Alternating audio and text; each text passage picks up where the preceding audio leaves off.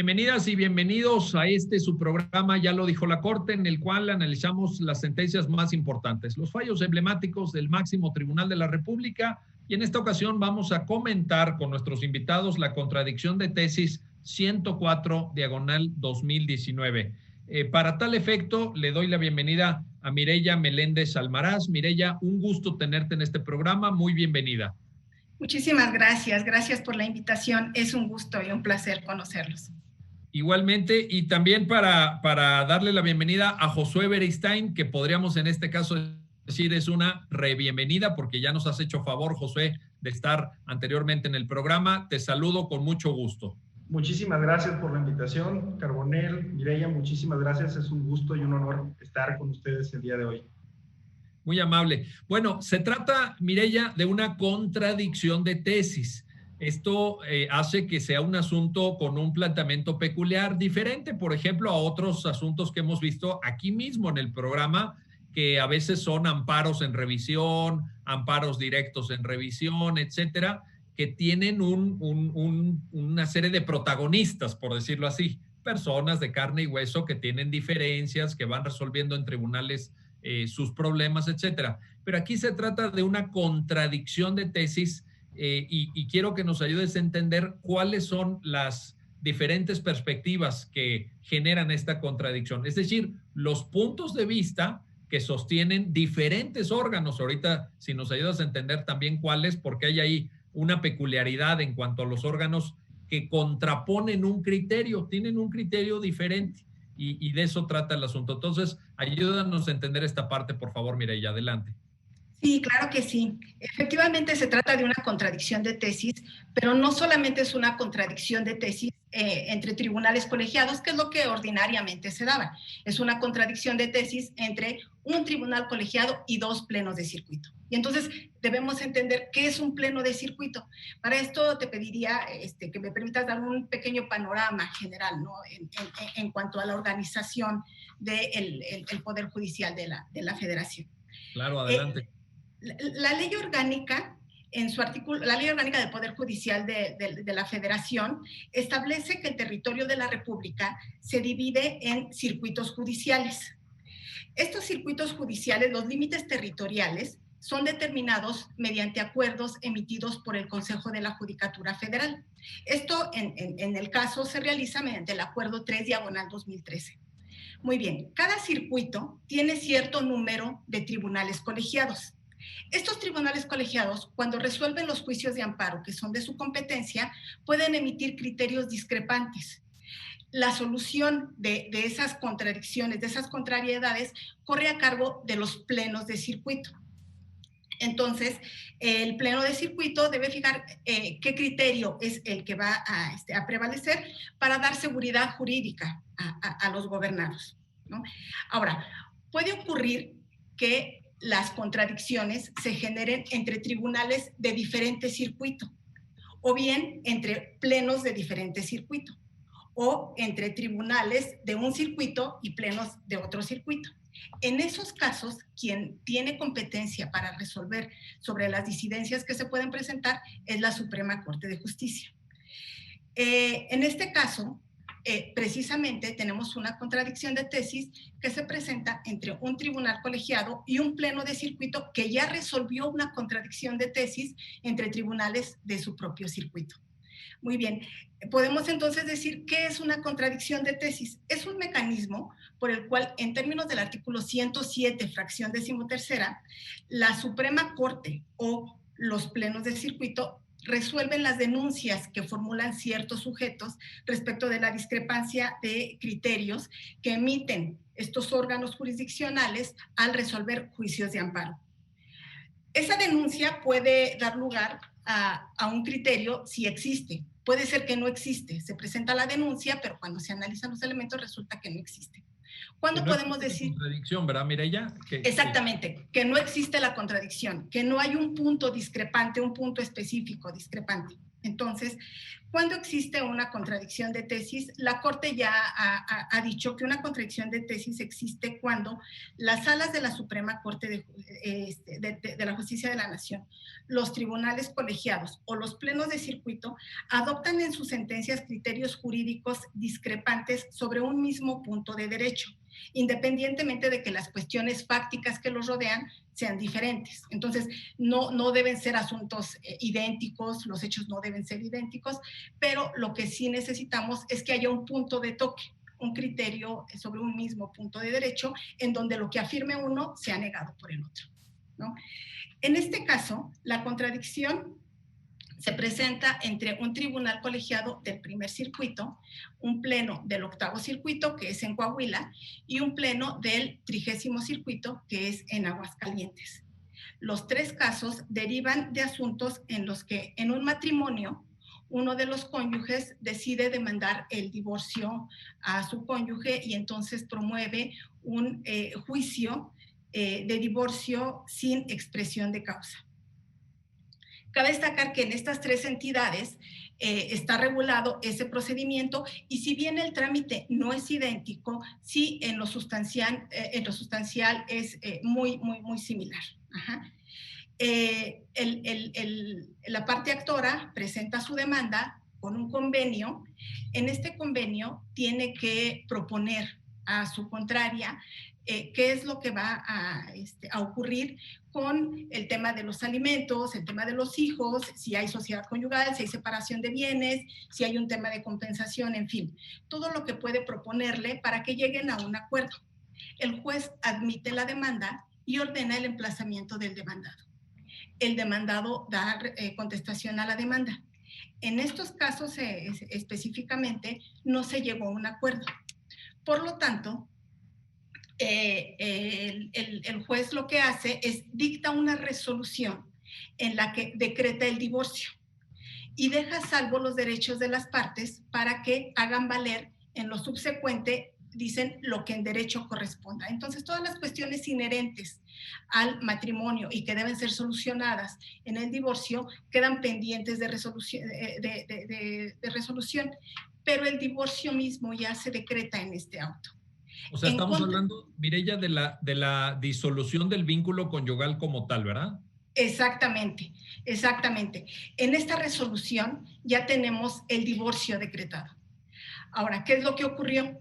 En este caso, algunos de los afectados, digamos, promovieron un juicio de amparo directo y otros promovieron juicio de amparo indirecto. El tribunal colegiado del primer circuito consideró que era procedente el amparo directo. Los plenos de circuito consideraron que era procedente el juicio de amparo indirecto. Precisamente ese es el punto de contradicción, es el punto de toque y la pregunta que se formula para la resolución de este asunto es determinar si contra la resolución que decreta la disolución del vínculo matrimonial en el juicio de divorcio sin expresión de causa, sin resolver la totalidad de las cuestiones inherentes a este, procede el juicio de amparo directo o no procede el juicio de amparo directo. Eso, digamos, sería el tema. A raíz también, Mireya, de la comprensión de lo que implique ese pronunciamiento en el curso, en el marco del procedimiento de divorcio incausado, mediante la cual se declara disuelto el vínculo conyugal. Así es. Para entender si eso es una sentencia definitiva y entonces estaríamos ante la situación del amparo directo ante Tribunal Colegiado Circuito, o si es una resolución de trámite que todavía no pone fin al juicio, dado que no resuelve todas las cuestiones, y entonces nos vamos al indirecto ante juzgado de distrito. Exactamente. Así es. Muy bien, gracias, Mireya. Oye, Josué, a ver, este tema tiene un contexto que vale la pena que nos ayudes a entender para el público que está viendo el programa.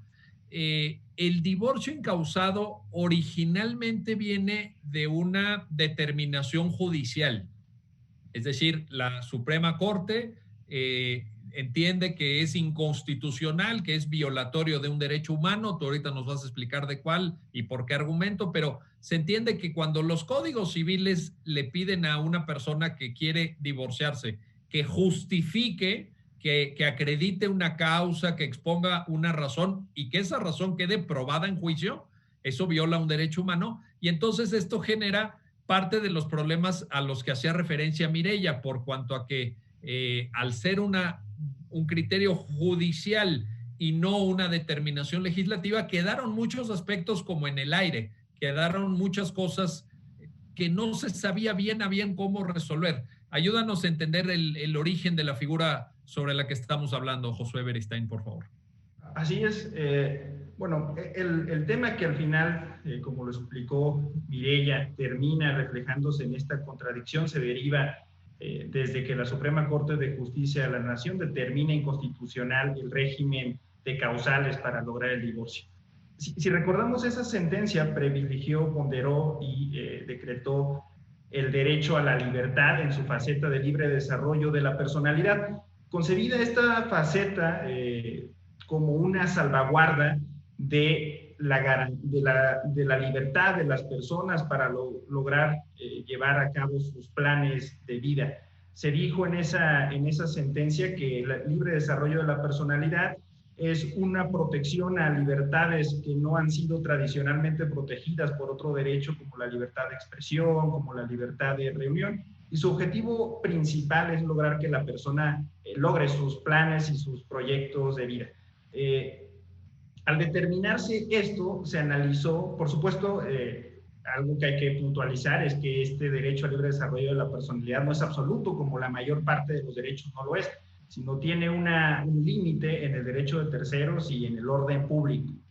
Cuando esto se analiza en el caso de las causales de divorcio, se observa que estas no atienden al libre desarrollo de la personalidad y tampoco se justifican en función de la protección de un tercero.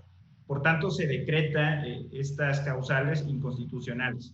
Tenemos entonces ya el derecho, libre desarrollo de la personalidad, reflejado en los casos de divorcio en que no hay que corroborar ninguna causal. La segunda pregunta que se vino, hablo de una forma figurada, es ¿y cómo materializamos este derecho? Y entonces ahí había el desfase, porque anteriormente todos los procesos jurisdiccionales que teníamos legislados en las distintas entidades de la federación tenían una parte cognoscitiva del proceso, era las llamadas formalidades esenciales de procedimiento que se respetaban emplazando, teniendo la oportunidad de ofrecer, desahogar pruebas, alegando y teniendo la emisión de una sentencia. Y así estaban, la mayor parte, en algunos casos, siguen estando los procedimientos. Esto empezó a saltar y a cuestionarnos si estos procedimientos estaban atendiendo a la finalidad sustantiva que había determinado la Suprema Corte.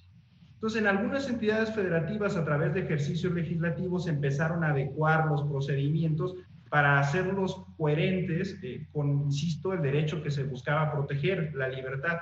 En algunas otras no fue a través de ejercicios legislativos, sino fue a través de la interpretación jurisdiccional.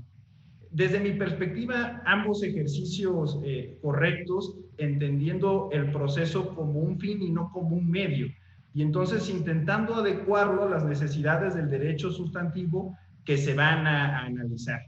Y por supuesto, protegiendo las otras prestaciones accesorias que se derivan del divorcio.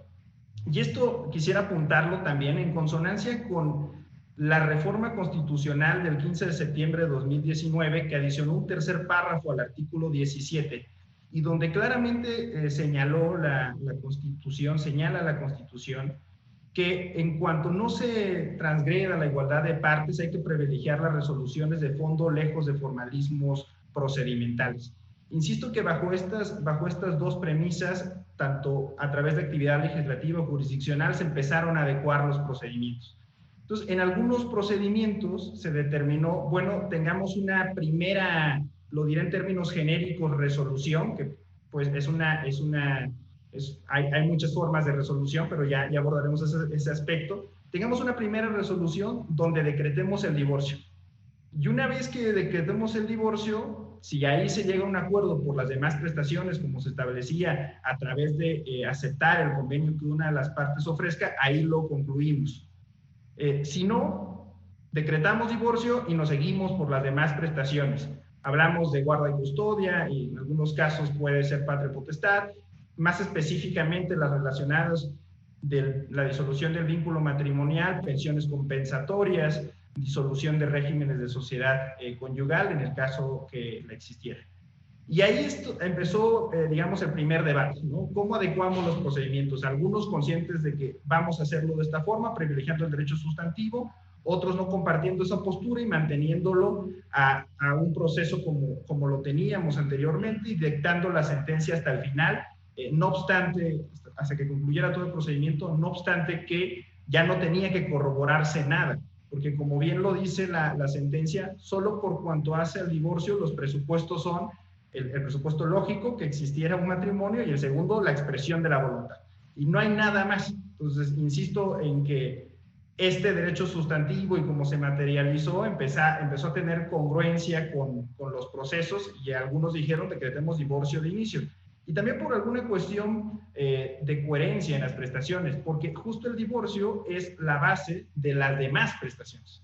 Entonces, decretas divorcio y ya puedes analizar las demás. Este debate que se hizo en los procedimientos trascendió, por supuesto, al juicio de amparo.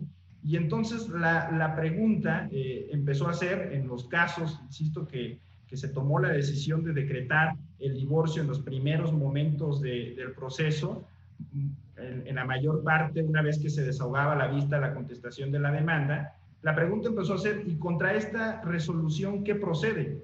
¿Amparo directo o amparo indirecto? Y justo este debate que se ha dado y que me parece que sí ha traído, pues en algún punto bastante inseguridad jurídica, y como lo comentaba Mireya, justo la función de la contradicción es dar seguridad jurídica, se unifica con esta contradicción de tesis que determina lo consecuente. Muchas gracias, Josué. Ahora, Mireya, te quiero preguntar, este comentario de Josué Beristain nos ilustra también, y la sentencia lo aborda con mucho detalle, evidentemente, sobre la complejidad de lo que se discute en un proceso de divorcio. Porque por un lado, como muy bien dice Josué, bueno, está la disolución del vínculo, digamos que sería lo sustantivo, que tiene el presupuesto de que la pareja esté casada, de que exista una solicitud en ese sentido y con apoyo en los presentes de la propia Corte de libre desarrollo de la personalidad, pues se tiene que decretar, etcétera. Pero luego están todas estas condiciones, prestaciones accesorias o consecuencias inherentes, como también la sentencia los denomina, que nos afirman o nos dan un reflejo, Mireya, de una cierta complejidad. Vaya, lo que te quiero preguntar es, ayúdanos a entender esto, porque parecería en el imaginario popular como que la gente dice, pues me divorcio y ya. Pero aquí la sentencia nos está alertando de que no, a ver, hay muchos temas que además procesalmente se tienen que ir atendiendo de diferente manera. Ayúdanos a entender esta parte, Mireya, por favor. Sí, bueno, antes que nada quisiera sí aclarar que el tema de las formalidades esenciales del procedimiento se cumple tanto, digamos, en esta primera etapa como en la segunda. ¿Por qué? Porque cuando se presenta la demanda, se presenta el convenio, ahí las partes tienen que aportar pruebas. Entonces, las formalidades esenciales del procedimiento, sabemos, es el emplazamiento, el ofrecimiento de pruebas, el alegato y el dictado de una sentencia, ¿no? Y de hecho, el cumplimiento de esa sentencia, que también es parte ya, y así se ha sostenido. Entonces, en ambas, digamos, etapas de este procedimiento, se deben seguir esas formalidades esenciales del procedimiento, y así es como se hace. Ajá. Aquí la cuestión a resolver es, digamos, lo ideal sería que se presenta la demanda con el convenio, la otra parte dice estoy de acuerdo y se dicta una resolución. En esa resolución, si se resuelven todas las pretensiones, no cabe duda que es una sentencia definitiva, ¿no? Ahí, digamos, es como un mini juicio en donde ya se resolvió y no hay problema, porque en contra de esta decisión cabe el juicio de amparo directo. El problema se presenta cuando no hay convenio, no hay acuerdo en ese convenio, o bien cuando solamente están de acuerdo en ciertos aspectos, pero no en otros. ¿Qué es lo que empezaba a ocurrir? Porque esto se dio originalmente en la Ciudad de México. De hecho, ya la Corte algo había resuelto en contradicciones anteriores de los que da noticia el proyecto. en donde el problema se presentaba porque una vez que se obtenía el divorcio, la persona que estaba interesada ya no continuaba con los incidentes, porque se continuaban tramitando como incidentes. Se abandonaban porque ya se había obtenido la pretensión, ya el interés se encontraba satisfecho, y entonces se abandonaban los asuntos. ¿Qué es lo que dijo la Corte? No, espera, se tiene que resolver todo. Y entonces, si bien el Código de Procedimientos Civiles de la ciudad, del Distrito Federal, actualmente la Ciudad de México, establecía que tendría que ser mediante incidentes, lo cierto es que por las antinomias que se presentaban, por algunas inconsistencias que son propias, me parece, de este ejercicio novedoso, lo que se trató de hacer fue no atender al vocablo que usaba el legislador, sino a la naturaleza de las resoluciones. Y entonces se dice, son pretensiones principales, no pueden resolverse mediante incidentes. Esto tiene que ser resuelto como una pretensión principal. Y entonces dejamos todas estas prestaciones para una segunda parte. Ahora, no es lo mismo que yo llegue con un convenio y diga, mira, te propongo el divorcio y yo te voy a dar esto, tú me das esto y estamos en una fase, digamos, de composición. A que, digamos, ya no están de acuerdo, entonces sí hay un verdadero litigio y ya no es lo mismo. Precisamente por eso, en la primera etapa se ofrecen y se aceptan ciertas pruebas, y en la segunda se da oportunidad a las partes de que puedan hacer modificaciones, de que puedan ofrecer pruebas adicionales, ¿no? Esta segunda parte entonces tiene, digamos, un trámite propio. Por eso es que se dice en la resolución, primero, como se trata de pretensiones principales, una sentencia es aquella que resuelve acción y excepción. Una de las pretensiones principales es el divorcio. Se resuelve en esta primera resolución lo que es esta pretensión y las excepciones que pudiera oponer la parte demandada, que pueden ser, o sea, son mínimas las que puede oponer, pero por ejemplo se me ocurre que podría decir, no procede el divorcio porque resulta que el matrimonio es nulo porque yo ya estaba casado, ¿no? Entonces, efectivamente, hay acciones y hay excepciones, y esta resolución va a dar respuesta, va a resolver.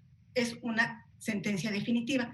Se da la oportunidad de que en esta segunda fase ya conclusiva, digamos, en donde todo lo que quedó pendiente se resuelva, se vuelvan a presentar, digamos, se presentan nuevamente ya las pretensiones que cada uno va a buscar, se ofrecen pruebas, estamos en toda la fase de alegatos y se dicta una sentencia.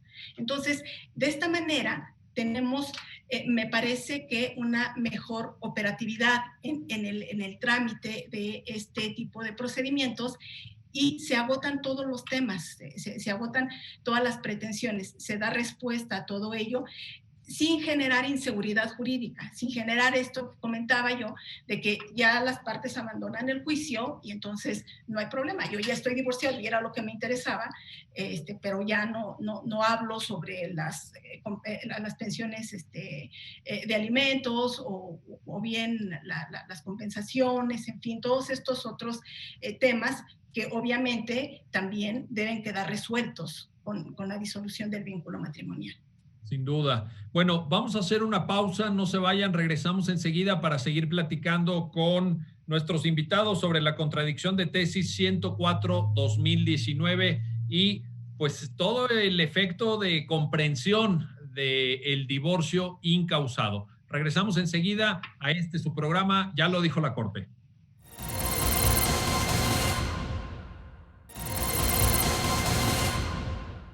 Bueno, ya estamos de regreso, ya estamos de vuelta en su programa, Ya lo dijo la Corte. Vamos a seguir conversando con nuestros invitados de la contradicción de tesis 104-2019. Hoy tenemos en el programa a Mireya Meléndez, a Josué Beristain.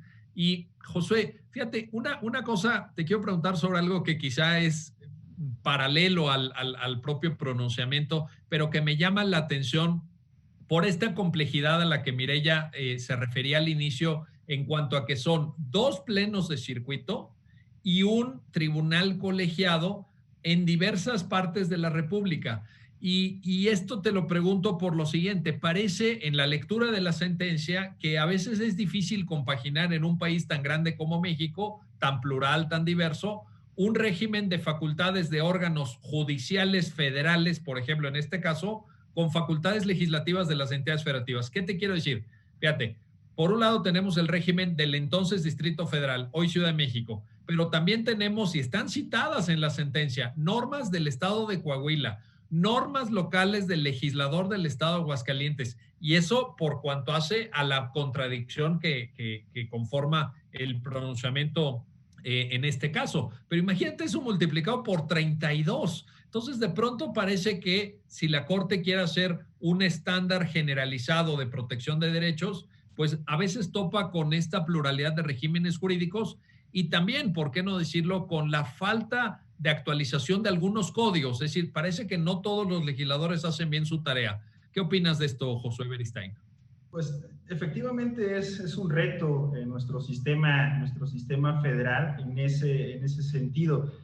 A través de medios como la contradicción de tesis, que al terminan unificando criterios jurisdiccionales que se derivan de analizar en algunos casos distintas legislaciones, se intenta unificar. Pero coincido en que esto hace que la impartición de justicia tenga más retos. Lo vemos en la sentencia con claridad, incluso en estos estados donde se legisló intentando adecuar el procedimiento a la protección de este derecho sustantivo en específico, se hizo de forma distinta. Algunos, como lo establece en la sentencia, decretaron un primer momento en el que se señala el divorcio y vemos si se llega al acuerdo o no con base en el convenio y se sigue el procedimiento. Otros le dieron, me parece que fue Aguascalientes, el nombre de incidente. Entonces, bueno, tenemos la primera sentencia, la primera resolución donde se determina el divorcio, no hay un acuerdo en el convenio, entonces para que se puedan analizar, como lo dijo Mireya, que es necesario analizar en un principio de exhaustividad todas las demás prestaciones que se derivan del divorcio, vámonos a un incidente. La sentencia ya es una precisión, me parece, muy puntual y usando un muy buen ejercicio de interpretación. Basado en precedentes previos de la Corte, dice, no se puede hacer en incidente porque las prestaciones que se derivan del divorcio también son principales, aunque no son autónomas porque dependen del divorcio en un inicio, ¿no? Pero una vez que decretado esto, hay que analizarse. Entonces dice, ya la Corte había hecho un pronunciamiento, recuerdo que en temas de pensión alimenticia, donde digo, esto no puede ser vía incidental. Pero bueno, ahí hay un excelente ejercicio interpretativo y dice, bueno, entiéndase incidente no en el sentido formal de un incidente, algo accesorio a lo principal, como lo conocemos en materia procesal. Entiéndase que esto se tiene que seguir resolviendo. Entonces, vamos a decretar aquí el divorcio, no hubo un acuerdo en el convenio y sigamos resolviendo las demás prestaciones inherentes al matrimonio. Bien. Yo haría ahí una puntualización como lo ha hecho la Corte. Me parece que algunas en estricto sentido son inherentes al divorcio, se trata de un matrimonio inherentes al divorcio, pero otras derivan más de la patria potestad, porque cuando se dan juicios de divorcio se alegan varias prestaciones como la guardia y custodia, como la patria potestad. Insisto, estas me parece que derivan más de un vínculo que se forma del interés superior del niño, la niña y el adolescente con su progenitor o con su progenitora que del divorcio como tal. Pero por supuesto que influye porque a partir de ahí pues se da la separación y estas circunstancias tienen que analizarse, ¿no? Pero creo que las que sí son más estrictamente derivadas del divorcio son la pensión compensatoria, la pensión alimenticia en su caso, la disolución de bienes o la pensión tratándose también de temas de bienes. Entonces, están estos distintos modos de regular un proceso jurisdiccional para intentar proteger de mejor manera un derecho que tiene su premisa en la libertad de desarrollo, en lograr los planes de vida. Y esto, por supuesto, lo dificulta. Ahora, pensemos en los casos, en los estados donde no se legisló. O sea, pensemos en esos estados donde el legislador no hizo el esfuerzo para adecuar los procedimientos. ¿Qué pasa ahí? O sea, y eso es muy importante porque ahí está quedando al arbitrio de los jueces y de las juezas, en muchos sentidos bien ejercida la función jurisdiccional desde mi perspectiva, de hacer ejercicios interpretativos, entendiendo esta diferencia entre enunciado y norma, y sacar la mejor norma procesal que logre encauzar, insisto, y proteger bien el derecho. Pero en otros casos no se está haciendo así. Y en los casos donde no se está haciendo así, lo que está pasando, por ejemplo, me parece que el estado de Veracruz sigue en ese supuesto. En algunos jueces, algunas juezas decretan el divorcio sin expresión de causa y que solo basta la voluntad hasta el final de todo el proceso. Y esto trae, aparte de una dilación procesal, desde mi perspectiva innecesaria, trae otros problemas fácticos. Pensemos en qué pasa si en el transcurso de estos procesos que sabemos que son largos por las cargas laborales y por todos los pasos que se llevan, muere una de las personas. Jurídicamente no están divorciadas y esto impacta en todas las obligaciones que se generan de eso. Entonces, es todo un reto en nuestro sistema federal, pero me parece que estos medios jurisdiccionales, a través de las contradicciones de tesis, logran unificar y dar certeza jurídica en lo difícil que esto pueda llegar a ser. Y bueno, a través de estos criterios las personas podrán ejercer el derecho. Es cierto que bajo una teoría del precedente habría que analizarlo puntualmente. Se podría decir, fue una jurisprudencia hecha para estas entidades legislativas. Pero también me atrevería a decir que las razones que son muy buenas argumentativamente pueden ser utilizadas en otros procesos jurisdiccionales que se sigan en estados en los cuales no se ha legislado al respecto y seguimos manteniendo un proceso que tiene, insisto, una etapa probatoria cuando ya no hay causal que probar. Pero me parece que en ese sentido, pues insisto, la sentencia ayuda bastante, muchísimo a la seguridad jurídica del país. Sin duda alguna. Oye, y ahora, Josué, que mencionabas este escenario en donde hay entidades federativas en donde ya se llevó a cabo la adecuación para tener un cauce procesal pertinente, específico y adecuado en función del criterio de divorcio incausado que originariamente vino por un procedimiento jurisprudencial. Y también mencionabas el caso de otras entidades federativas en donde los legisladores no han asumido esta responsabilidad y ahí los jueces han tenido que trabajar con mucha intensidad, de manera creativa, etcétera, para poder solventar esta omisión, esta laguna. Pero yo te quiero agregar un tercer escenario, José, fíjate, y está citado en el párrafo 61 de la sentencia, es bien interesante.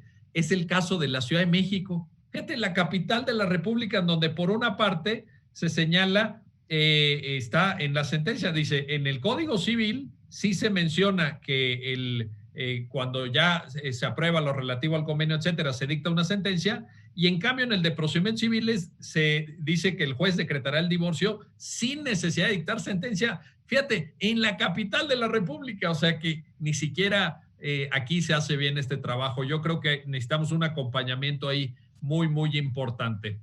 Déjame retomar un asunto técnico, Mireya, contigo. A ver, evidentemente, cuando ya respecto al fondo de la cuestión, porque yo creo que la sentencia toca dos partes. Por un lado, todo lo que hace al régimen jurídico del divorcio incausado, la forma de tramitación procesal, esta cuestión de la separación de las pretensiones en cuanto a que una cosa es disolver el vínculo conyugal y otra cosa es las cuestiones inherentes a esa disolución, como las que muy bien ejemplificaba Josué. Pero también, Mireya, hay un tema de amparo propiamente, de amparo, de la comprensión de lo que es el amparo directo y cuándo procede el amparo directo, que es materia de conocimiento de un tribunal colegiado circuito. En ese sentido, quizá valga la pena que nos ayudes a entender, te lo pido, Mireya, la procedencia establecida en el artículo 170 de la Ley de Amparo cuando dice el amparo directo procede contra sentencias definitivas, ¿no? Por ahí tenemos una pista que también la sentencia aborda de manera muy puntual, muy específica. Ayúdanos a entender esta parte, por favor. Sí, efectivamente, el juicio de amparo directo procede contra sentencias definitivas, laudos o resoluciones que pongan fin al juicio. Entonces, aquí lo que incluso podría haber dos interpretaciones.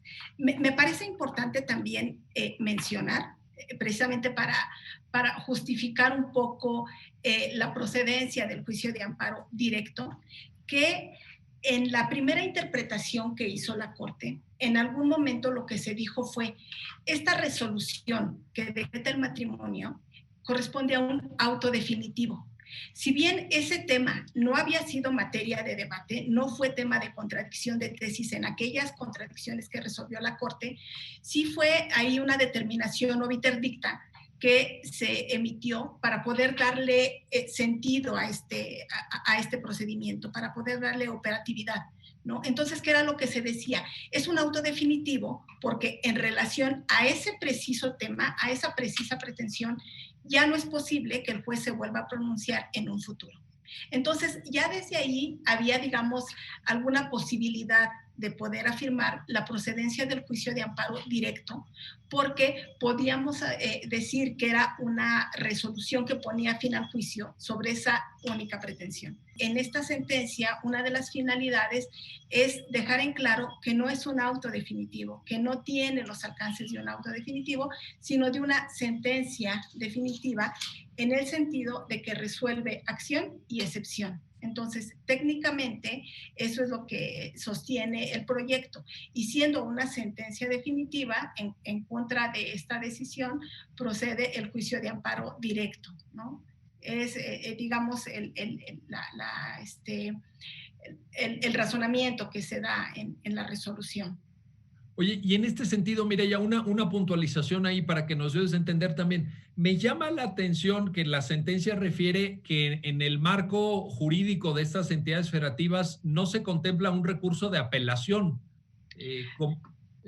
Lo menciono porque, fíjate, cómo de una primera instancia, es decir, de un juicio ante una jurisdicción civil, familiar, etcétera, ya las partes brincan ante un tribunal colegiado circuito. Es algo llamativo que en otros tipos de procedimientos no se da de esta manera. Ayúdanos a entender esta parte, Mireya. Sí, efectivamente, la resolución, las legislaciones son coincidentes en esta parte.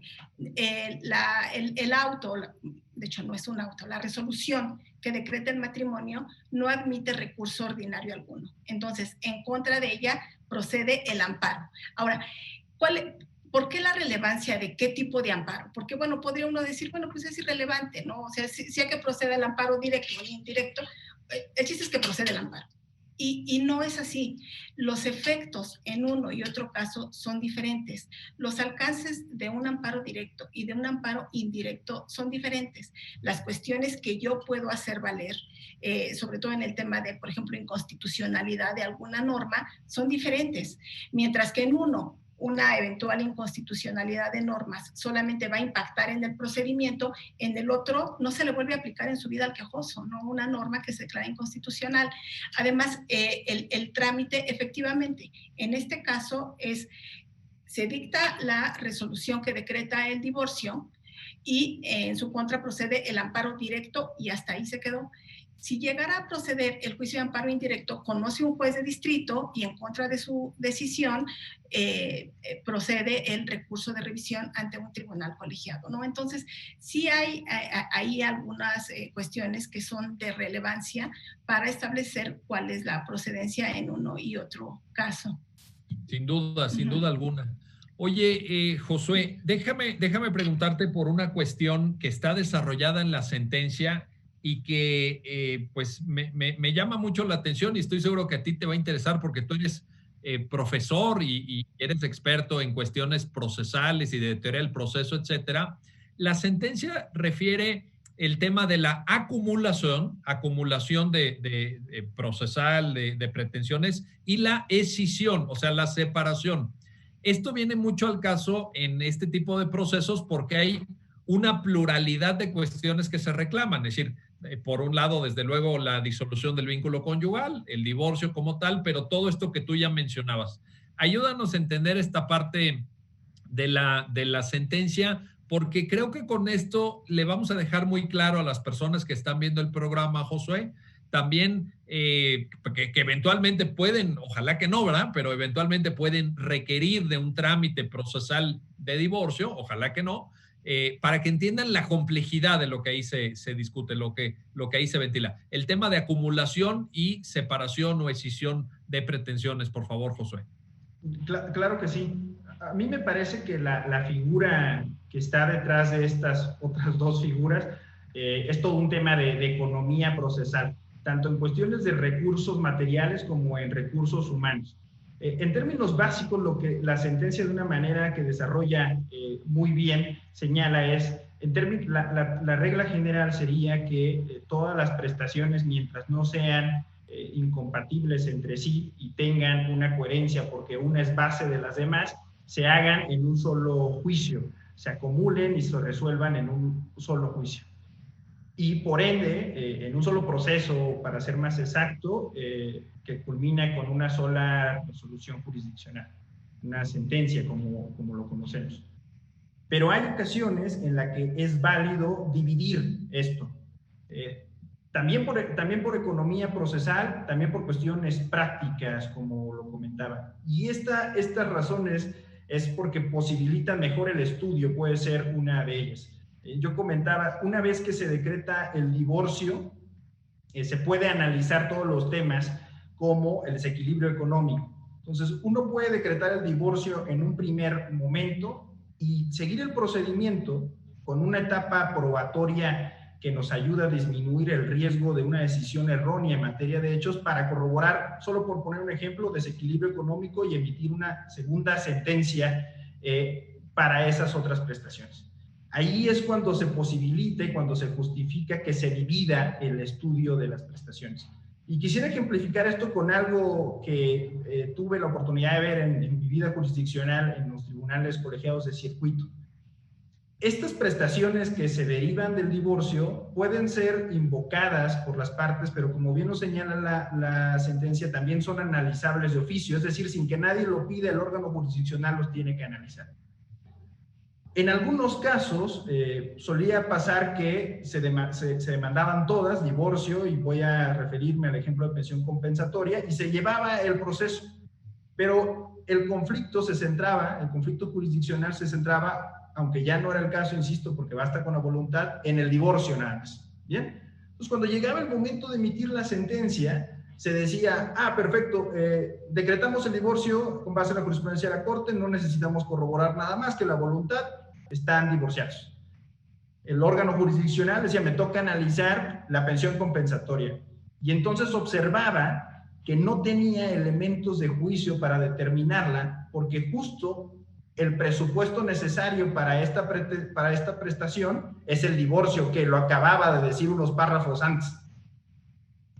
Determinaba aún así a veces pensión compensatoria, y en el amparo directo en muchas ocasiones lo que se decía es, hay una violación, como lo comentaba Mireya hace rato, una formalidad esencial del procedimiento, que es ofrecer, admitir y desahogar pruebas en torno a la pensión compensatoria. No hay nada que nos diga si existe ese equilibrio económico o no, y se reponía el procedimiento. Y esto echaba atrás otra vez el divorcio. Entonces, esto nos lleva a ver que aquí una acumulación estricta no es del todo, no es operante del todo. Por la propia naturaleza de estos juicios en materia familiar, como se legisló y como la Corte ahora lo dice en la sentencia, lo preferible es una primera sentencia, que intentamos sentencia como la que resuelve una prestación principal, y a partir de ahí, si hay un acuerdo en el convenio, puede quedar el juicio ahí. Si no, seguir el procedimiento y lograr la emisión de la sentencia posterior por todas las demás prestaciones, pero ya enfocando la actividad jurisdiccional y sobre todo, insisto, en la probatoria, en el análisis de las prestaciones que sí lo requieren, que son pensión compensatoria, pensión alimenticia, guarda y custodia. Ahí donde hay que generar actividad probatoria, ahí hay que centrar los esfuerzos procesales. Muy bien. Bueno, vamos a hacer una pausa, una segunda pausa, pero no se vayan porque regresamos enseguida para seguir platicando de esta contradicción de tesis 104/2019 y el impacto que tiene en la tramitación jurídica, judicial, del divorcio. Así que regresamos enseguida a su programa. Ya lo dijo la Corte, no se vayan.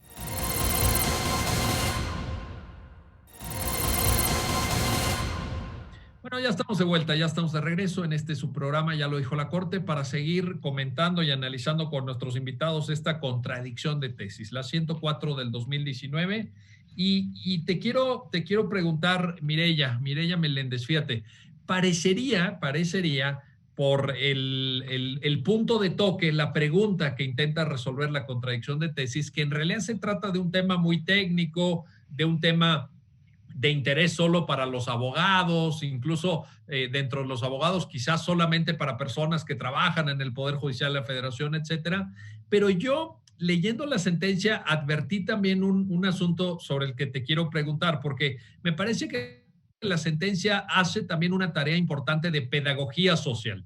¿En qué sentido? Tú mencionabas hace un rato, bueno, si llega la demanda, se hace la propuesta de convenio, y la otra parte acepta el convenio en sus términos o se logra un diálogo, etcétera, pues ya está. Fantástico. Ahí nos quedamos, las partes quedan satisfechas, quedan contentas, la justicia se aplica, normalmente además en un plazo, digamos, asequible dentro de la enorme carga de trabajo que tiene la jurisdicción familiar en México, etcétera.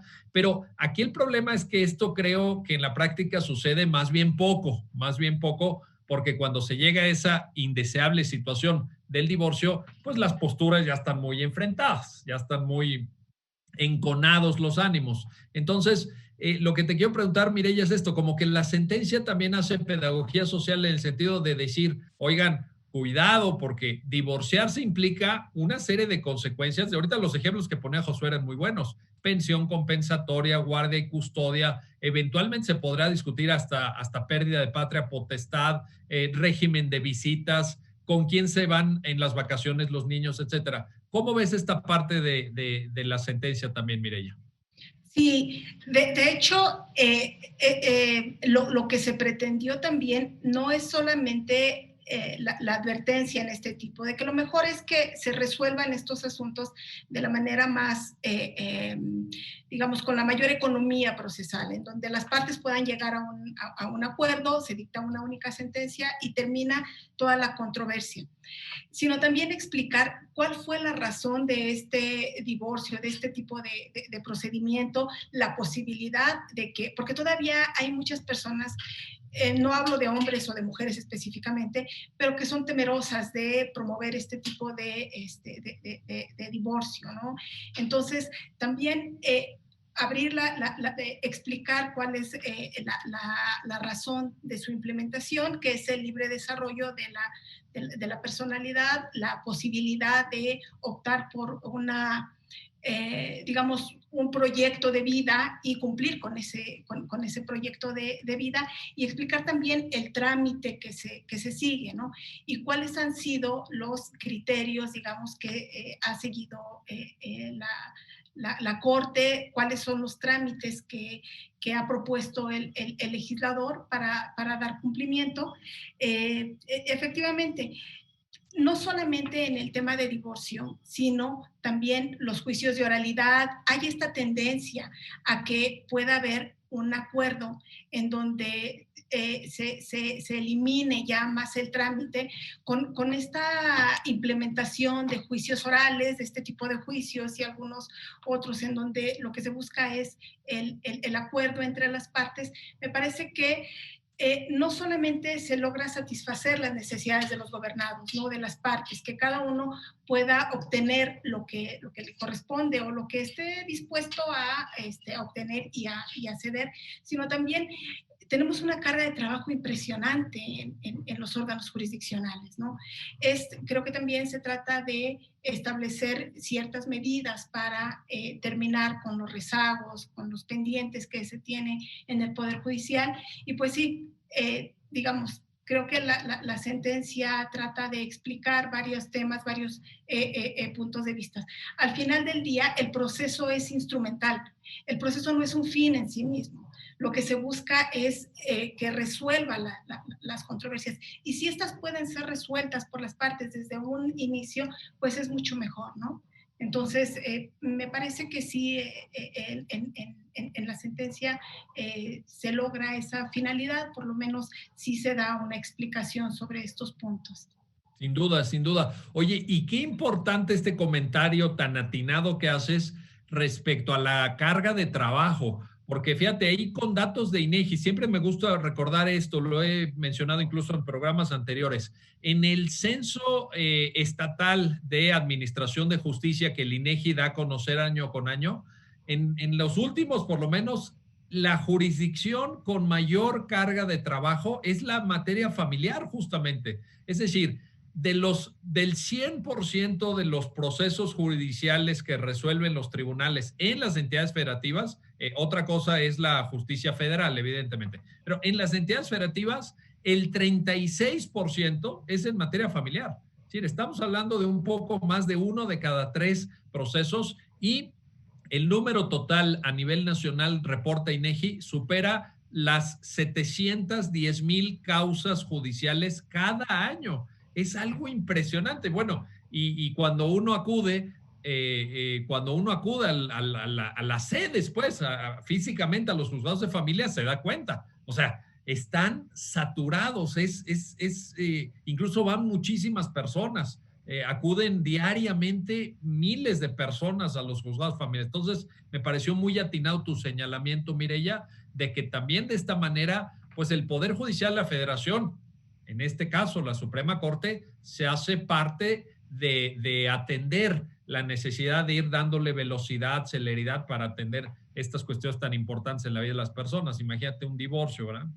Oye, Josué, a ver, Josué Beristain, te quiero preguntar, porque Mireya al principio pues nos contó un poco el inicio, esta discrepancia entre 2 plenos de circuito y un tribunal colegiado aquí en la Ciudad de México, y te quiero preguntar por el criterio final, digamos, ¿qué resuelve la Corte al final? ¿Cuál es dentro de la contradicción? ¿Qué prevalece?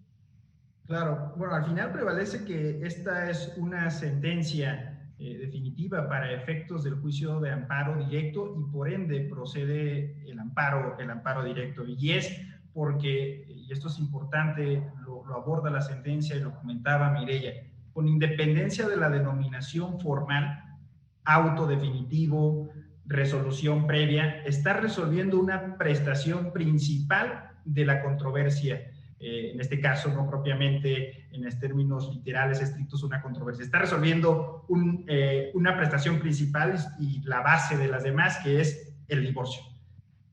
Y al hacer esto, se cataloga como una sentencia definitiva. Esto es sumamente importante para todas las personas, porque esto tiene que ayudarnos a analizar los casos individuales en su subsunción con un caso genérico, que en este caso es sentencia definitiva.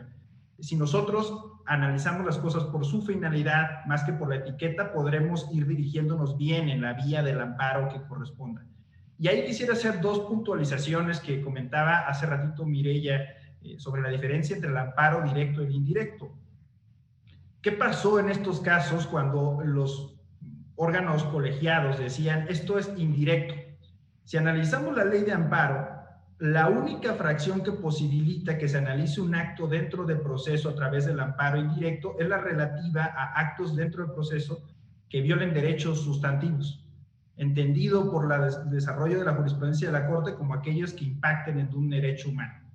Bajo esta concepción, cuando del amparo directo, por no tener la competencia, el órgano colegiado lo pasaba al indirecto, hubo varios criterios de juzgados de distrito que dijeron que el amparo indirecto era improcedente, porque no, la sentencia que resolvía el divorcio sin expresión de causa, solo el divorcio sin expresión de causa, no afectaba a ningún derecho humano de la contraparte, o sea, de las partes, el que promovía por lo regular quien esté inconforme con el divorcio, pero no se le afectaba a ningún derecho.